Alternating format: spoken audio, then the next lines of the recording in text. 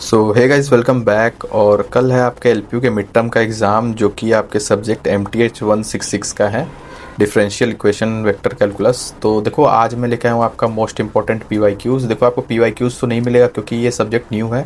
हम लोग के टाइम ये नहीं होता था पढ़ाई, बट इस बार से हो रहा है। तो ये वीडियो आपके सिर्फ प्रैक्टिस पर्पज़ के लिए है, ठीक ना। मैं उम्मीद करता हूँ कि आप पहले से पढ़ के आए होंगे, और जैसे ही मैं क्वेश्चन डिस्प्ले करूँगा, आपको वीडियो पॉज करके क्वेश्चंस की प्रैक्टिस करनी है, ठीक ना।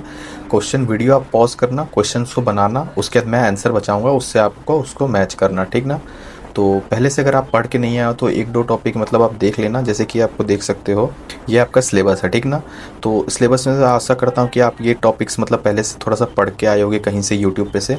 और उसके बाद आपको ये MCQ वीडियोज़ है, मतलब जो कि PYQs हैं आपके पहले की ईयर्स में आए हुए हैं, वो मैं आपको शो करूँगा, आपको उसको देख के बनाना है। और हाँ, और भी आपको PYQs चाहिए तो मैं वीडियो के डिस्क्रिप्शन पे लगा दूंगा। इन क्वेश्चंस के साथ और भी PYQs रहेंगे, तो टाइम मिले तो आप उसको भी कर सकते हो पूरा, ठीक ना। तो चलो वीडियो स्टार्ट करते हैं। मैं आपको क्वेश्चन दिखा रहा हूँ, आपको प्रैक्टिस करनी है, ठीक। और हाँ, वीडियो के एंड में आपको मैंने कुछ इंपॉर्टेंट मतलब जो टॉपिक्स होते हैं वो भी डिस्प्ले किए हैं, और कुछ टिप्स भी दिए हैं कि हाँ कहाँ से क्वेश्चन आ सकते हैं। तो वीडियो को एंड तक ज़रूर देखना। तो चलो वीडियो स्टार्ट करते हैं। तो देखो, फर्स्ट क्वेश्चन आपका क्या है, for what value of given differential equation. तो इसमें आपको डिफरेंशियल इक्वेशन निकालना है। तो देखो, डिफरेंशियल इक्वेशन आपको निकालना आता होगा, तो उसके अकॉर्डिंग अगर आप निकालोगे तो फॉर आंसर क्या होगा, फॉर ऑल वैल्यूज ऑफ ए, ठीक ना। नेक्स्ट क्वेश्चन है फिर से देखो डिफरेंशियल इक्वेशन पे। तो इसमें भी आपको डिफरेंशियल इक्वेशन निकालना होगा, ठीक। और आप अगर आप सॉल्व करोगे तो इसका आंसर आपको आएगा बी, जो कि आपका A = B = 4, ठीक है। आपको क्या करना है, वीडियो को पॉज करके इसको बनाना है, ठीक। नेक्स्ट क्वेश्चन देखो फिर से डिफरेंशियल इक्वेशन पर, ठीक है। तो इसमें भी आपको डिफरेंशियल इक्वेशन निकालना होगा, उसके बाद आपको इस चारों ऑप्शन में से देखना पड़ेगा। तो इसका ऑप्शन नंबर डी होगा, ठीक। नेक्स्ट आपका देखो फिर से नॉन एग्जैक्ट डिफरेंशियल इक्वेशन। इसमें से कौन सा नॉन एग्जैक्ट डिफरेंशियल इक्वेशन है, ठीक ना। तो इसमें से आपका ऑप्शन नंबर डी होगा, ठीक। इसको आपको बनाना है, इंटीग्रेटिंग फैक्टर पूछ रहा है इसमें से। नेक्स्ट क्वेश्चन है आपका, solution of x dy - y dx = 0 is represented by. तो कौन सा इसमें से होता है, ठीक है। तो फैमिली ऑफ स्ट्रेट लाइंस होता है, ठीक है। तो option number A. Next question आपका 6 number, which of the following is a integrating factor for. इसमें मतलब इसमें से कौन सा इंटीग्रेटिंग फैक्टर है, ठीक। तो ऑप्शन नंबर ए होगा ऑप्शन। इसको पहले सॉल्व करना, उसके बाद आपको ऑप्शन नंबर ए आंसर आएगा 1/x²। और ये सारे आपके MCQ PYQs है, ठीक ना। तो इसको मिस मत करना। नेक्स्ट क्वेश्चन है, which of the following is a integrating factor. तो देखो मतलब इंटीग्रेटिंग फैक्टर, डिफरेंशियल इक्वेशन, ये सब खूब सारा पूछा जा रहा है, ठीक ना। तो देख सकते हो इसमें से आपका कौन सा ऑप्शन होगा, लास्ट ऑप्शन ये सही होगा, 1/x² + y², ठीक है। नेक्स्ट क्वेश्चन है आपका ऐसा, तो इसमें से आपको क्या करना होगा, सबसे पहले कि आपको इसमें से mn निकालना पड़ेगा। ये क्वेश्चन आपने अगर सॉल्व किया होगा तो आपको आता होगा। सबसे पहले आपको इसका m निकालना होगा, फिर इसका आपको n निकालना होगा, फिर इसका आपको एग्जैक्टनेस निकालना होगा, ठीक है। फिर आपको m के रिस्पेक्ट में एक बार इंटीग्रेट करना होगा, फिर n के रिस्पेक्ट में करना होगा, फिर दोनों को कंबाइन कर देना होगा, ठीक है। और उसके लास्ट में आंसर चेक कर लेना, ठीक ना। तो मतलब ऐसा ही क्वेश्चन आते हैं, तो इसका आंसर आपको होगा डी, ठीक है।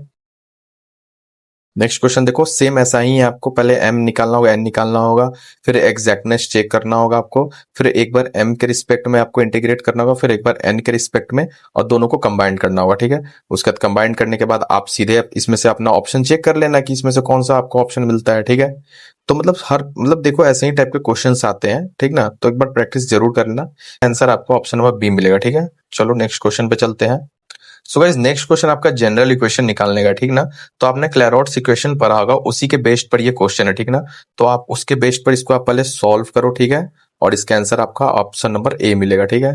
तो आपको क्या करना है, सबसे पहले क्लैरॉट्स इक्वेशन निकालना है, ठीक है। इसमें से कौन सा है, उसके बाद इसमें से आपको इसको रीअरेंज करना पड़ेगा, ठीक है। वाई के लिए आपको सॉल्व करना होगा, तो उसके लिए आपको इसको रीअरेंज करना पड़ेगा, ठीक है। चलो अब नेक्स्ट क्वेश्चन पे चलते हैं। सो गाइस, इस क्वेश्चन में देखो आपको जनरल इक्वेशंस निकालना है, ठीक है ना, जनरल सॉल्यूशन। तो सबसे पहले आपको इसको क्या करना होगा कि मतलब इसको सिंप्लीफाई करना होगा। आपको ट्रिग्नोमेट्रिक जो दिया हुआ है इसको सिंप्लीफाई करना होगा। फिर y के लिए आपको y का वैल्यू निकालना पड़ेगा। फिर जो इक्वेशन आएगा उसके बाद फिर जनरल सॉल्यूशन निकालना पड़ेगा, ठीक ना। तो 3-4 स्टेप है, उसको करने के बाद आपको आंसर आ जाएगा, ठीक ना। तो इसका आंसर आपका होगा ऑप्शन नंबर डी। क्वेश्चन आपका एन इंटीग्रेटिंग फैक्टर। तो इसमें से कौन सा मतलब इंटीग्रेटिंग फैक्टर है। तो आप पॉज करो पहले वीडियो को और इसको बनाने की कोशिश करो, ठीक है ना। मैं आपको सबसे पहले इसका आपको अप्रोच बता देता हूँ। तो सबसे पहले आपको इसका एग्जैक्टनेस निकालना होगा, वही आपका del m/del y, ठीक है। उसके बेसिस पे आपको निकालना होगा। फिर आपको इंटीग्रेटिंग फैक्टर इसका निकालना होगा, ठीक है। वही होता है ना, del n/del x - del m/del y total मतलब कैपिटल M। वैसे करके आपको निकालना पड़ेगा। और वो निकालने के बाद लास्ट में आपका ऑप्शन नंबर ए आंसर होगा, ठीक है ना, वाई। ठीक है, नेक्स्ट क्वेश्चन है आपका the second order linear equation differential equations is, इसमें से कौन सा second order linear differential equation है, ठीक ना। ऑप्शन नंबर बी इसका सही होगा, होमोजीनियस। ठीक, नेक्स्ट क्वेश्चन है which of the following is a general solution of, तो इसमें से कौन सा आपका जनरल सॉल्यूशन है, ठीक ना। तो आप पहले सॉल्व करो, सबसे पहले आपको क्या निकालना होगा, ऑक्सिलरी इक्वेशन निकालना होगा, फिर एम के लिए सॉल्व करना होगा आपको, ठीक ना, फिर जनरल सॉल्यूशन निकालना होगा, मतलब 3 स्टेप है इसमें। तो इसको आप सॉल्व करो, सॉल्व करने के बाद आपको आंसर आ जाएगा ऑप्शन नंबर ए। ठीक है, नेक्स्ट क्वेश्चन है आपका फिर वैसा ही, देखो क्वेश्चन है, मतलब जनरल सॉल्यूशंस के क्वेश्चन बहुत ज्यादा आते हैं, तो एक बार जनरल सॉल्यूशन अच्छे से पढ़ के जाना, ठीक ना। तो इसमें भी आपको क्या निकालना होगा, राइट द, मतलब इसमें पहले सबसे पहले आपको ऑक्सिलरी इक्वेशन निकालना होगा, ठीक है, फिर एम के लिए आपको सॉल्व करना होगा, ठीक, फिर रूट्स जो निकल जाएंगे उसके बेसिस पे आपको जनरल सॉल्यूशन निकालना होगा, ठीक है। तो इसका ऑप्शन नंबर करेक्ट सी होगा, ठीक है। नेक्स्ट क्वेश्चन है फिर से देखो द डिफरेंशियल इक्वेशन, तो इसमें भी आपको डिफरेंशियल इक्वेशन निकालना है और इसमें से ऑप्शन बताना है कौन सा है, ठीक है। तो देखो सबसे पहले आपको इसमें क्या करना होगा कि आपको लीडिंग कोफिशिएंट्स निकालना होगा, ठीक है। तो लीडिंग कोफिशिएंट क्या है, 1 माइनस एक्स स्क्वायर है, ठीक है। फिर आपको सिंगुलर पॉइंट निकालना पड़ेगा, ठीक है। उसके बाद आपको फिर इंटरवल निकालना पड़ेगा, इंटरवल निकालना मतलब इवेल्युएट करना पड़ेगा ऑप्शंस के लिए, ठीक है। तो आप सबसे पहले क्या होगा, इसका ऑप्शन नंबर सी होगा, ठीक है। नेक्स्ट क्वेश्चन है आपका function 2x 6x plus 3x plus 2r, इसमें से क्या है, तो आप इससे सीधे पता चल रहा है आपको क्या होगा, लीनियर डिपेंडेंट, ठीक है ना। ये क्वेश्चन आपका second order linear differential equations का, तो आप इसको एक बार इक्वेट करोगे तो ऑप्शन नंबर बी आंसर होगा, ठीक है। तो इसको एक बार ऐसे क्वेश्चंस का प्रैक्टिस जरूर कर लेना। देखो आपको फिर से जनरल सॉल्यूशंस पूछा गया है, तो जनरल सॉल्यूशंस के क्वेश्चन बहुत ज्यादा आते हैं, तो एक बार अच्छे से आप प्रैक्टिस करके जाना, ठीक ना। तब इसमें आपको क्या करना होगा कि आपको सबसे पहले आपका रूट्स निकालना पड़ेगा, जैसे कि सबसे पहले तो आपको इक्वेशन इसको बनाना पड़ेगा, ठीक है। तो इसको आर मान लेना, आर मान के इसको पहले इक्वेशंस बना लेना, फिर आपको उसका आर का वैल्यू निकालना पड़ेगा, ठीक है। फिर वैल्यू निकालने के बाद आपको जनरल सॉल्यूशन लगाना पड़ेगा, ठीक है। उसके बाद मतलब आंसर आएगा, तो ऑप्शन नंबर ए है, ठीक है। चलो नेक्स्ट पे चलते हैं। ये भी सेम ऐसा ही क्वेश्चन है जनरल सॉल्यूशन जैसा, तो मतलब वैसे ही क्वेश्चंस आते हैं भाई, देखो आगे पीछे से सब वही सेम है। इसमें भी आपको आर मानना होगा, फिर उसका मतलब आर का रूट निकालना पड़ेगा, आर का रूट निकालने के बाद आपको जनरल सॉल्यूशन निकालना पड़ेगा, ठीक है। तो इसका ऑप्शन नंबर ए करेक्ट है, ठीक। नेक्स्ट क्वेश्चन चलते हैं, इसमें आपको पीआई निकालना है, पार्टिकुलर इंटीग्रल, ठीक है ना। तो पार्टिकुलर इंटीग्रल आपने जैसे कि पढ़ा होगा, तो उसमें क्या होता है, जो आपका इक्वेशन लिखा हुआ है इसको आपको पहले डी के फॉर्म में चेंज करना है, ठीक ना। डी के फॉर्म में चेंज करने के बाद आपको पीआई का फॉर्मूला पता होगा, पीआई इक्वल टू क्या होता है, 1/fd इंटू क्यू एक्स होता है।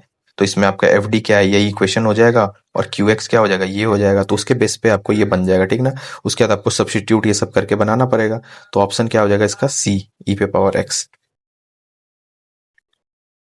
नेक्स्ट क्वेश्चन देखो आपका फिर से पार्टिकुलर इंटीग्रल पे है, तो मतलब सेम वैसा ही क्वेश्चन है, इसमें भी आपको वैसे ही बनाना होगा, बट इसमें आपको पहले से है ना डी दिया हुआ है, ठीक। तो बस सीधे इसको आपको फॉर्मूला पे फिट कर देना है, उसके बाद आपको सीधे एक्सप्रेशन तोड़ना है, ठीक है। एक्सप्रेशन तोड़ने के बाद आपको इंटीग्रेट भी करना पड़ेगा एक जगह कहीं पे, तो इंटीग्रेट करने के बाद लास्ट में आपको ऑप्शन आएगा, ऑप्शन नंबर सी आंसर, ठीक है। नेक्स्ट क्वेश्चन देखो, ये भी वैसा ही क्वेश्चन है आपका पार्टिकुलर इंटीग्रल का, तो मतलब डिफरेंशियल मतलब पार्टिकुलर इंटीग्रेशन, आपका जनरल सॉल्यूशन, ये सब क्वेश्चंस बहुत ज्यादा पूछे जाते हैं। तो इसमें भी आपको क्या, पहले आपको एक्सप्रेशन तोड़ना होगा पीआई के बेस पे, ठीक है ना। उसके बाद आपको फर्स्ट टर्म आपको सॉल्व करना होगा, फिर आपको सेकंड टर्म सॉल्व करना होगा, फिर कंबाइन करना होगा दोनों को, उसके बाद आंसर आएगा, ठीक है ना। तो ये थोड़ा बड़ा है, और लास्ट में आपका ऑप्शन नंबर बी सही है, ठीक है। अब देखो ये ट्रायल सॉल्यूशन का क्वेश्चन है, तो इसको आपको सबसे पहले होमोजीनियस इक्वेशन बनाना पड़ेगा, तो इसको होमोजीनियस इक्वेशन को आपको सॉल्व करना पड़ेगा, ठीक है। उसका ट्रायल पार्टिकुलर सॉल्यूशन में मतलब इसको आपको चेंज करना पड़ेगा, जैसे कि आपका जो राइट साइड वाला होता है नॉन होमोजीनियस पार्ट, उसको आपको एफ एक्स मान के इसको सॉल्व करना पड़ेगा, ठीक है। उसके बाद आपको अपना लास्ट मतलब जैसे कि आपने ट्रायल सॉल्यूशन पढ़ा होगा, तो उसमें आपको सॉल्व करना आता होगा, तो उसके बेसिस पे आपका आंसर ऑप्शन नंबर सी होगा, ठीक है।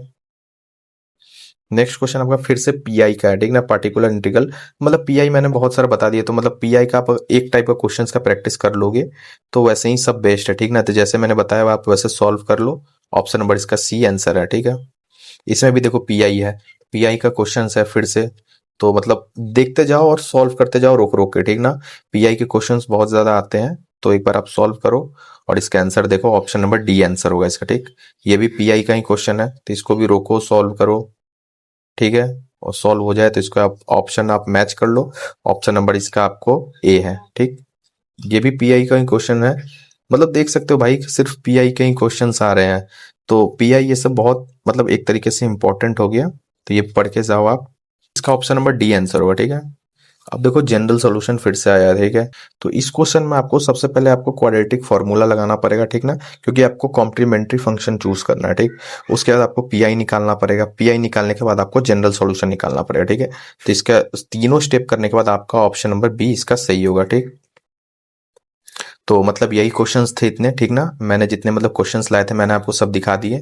अब देखो आपका ये 5 टॉपिक हैं जो कि ज़्यादा ही ज़्यादा पूछा जाता है, differential equation, integrating factor, auxiliary equation, particular integral. तो जैसे कि आपने क्वेश्चंस देखा होगा, सब क्वेश्चंस इसमें आ रहे हैं। तो ये पांचों आप टॉपिक एक बार अच्छे से पढ़ के जाना, यूट्यूब से कहीं पे भी जाओ, सर्च करो, या फिर चैट जीपीटी से जाओ, ये टॉपिक अच्छे से पढ़ लो। और उसके बाद मैंने जितने क्वेश्चन दिखाया उसको अच्छे से सॉल्व कर लो, ठीक है। और इसके बाद ही आपको क्या कहते हैं, देखो एक ये आपको ये भी होता है एग्जैक्ट डिफरेंशियल इक्वेशन कंडीशन। तो आपको मैंने बताया होगा, तो इस कंडीशन पे अगर आपका सेटिस्फाइड है तो इक्वेशन इज एग्जैक्ट, मतलब सही है इक्वेशन। तो ये भी आपका एक इंपॉर्टेंट चीज है, ठीक है। तो वीडियो यहीं तक थी, उम्मीद करता हूँ कि आप अच्छे से मतलब क्वेश्चंस प्रैक्टिस किए होंगे। अब मान के चलो जो बच्चा नहीं किया है वो अभी भी टाइम है, तो 4-5 टॉपिक अच्छे से पढ़ लो जो कि आपका इंपॉर्टेंट है, एग्जाम में आते ही हैं। वो एक बार अच्छे से पढ़ के जाओ। और इस वीडियो के डिस्क्रिप्शन में मैं और सारे एमसीक्यूज लगा देता हूँ जो कि आपके पीवाईक्यू हैं। तो ये कंप्लीट करने के बाद आप उनको भी अच्छे से बना लेना, ठीक ना। तो वीडियो कैसी लगी मुझे कमेंट में जरूर बताना, और चैनल पे न हो तो चैनल को सब्सक्राइब जरूर करना। मिलते हैं नेक्स्ट वीडियो में, तब तक के लिए गुड बाय।